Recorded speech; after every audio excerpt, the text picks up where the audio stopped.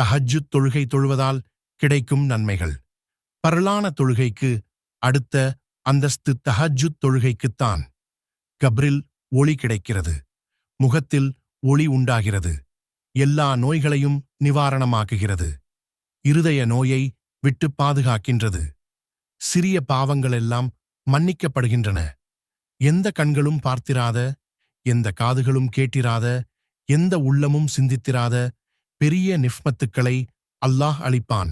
அமல்களில் இக்லாஸ் உண்டாகின்றது, பாவ காரியங்கள் செய்வதை விட்டும் தடுக்கின்றது, இல்மில் பிரகாசம் உண்டாகிறது, மனதை விசாலமாக்குகின்றது, உள்ளமும் நாவும் ஒன்றுபடுகிறது, ஆயுளை அதிகரிக்கின்றது, அல்லாஹ்வுடைய நெருக்கம் கிடைக்கின்றது.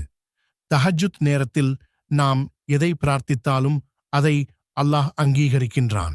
மேலும் அத்தொழுகையை நிறைவேற்றியவருக்கு சொர்க்கத்தில் ஒரு கண்ணாடி மாளிகை கிடைக்கும்.